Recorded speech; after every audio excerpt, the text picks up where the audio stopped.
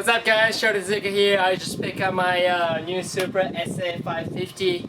I just picked up 3 days ago. I just dropped it in the water yesterday, and this is actually Pro Wakeboard Tour Edition, so it looks really cool, and I'm super excited to test it out. I mean, obviously everyone knows this thing is pretty juice, so check it out the video.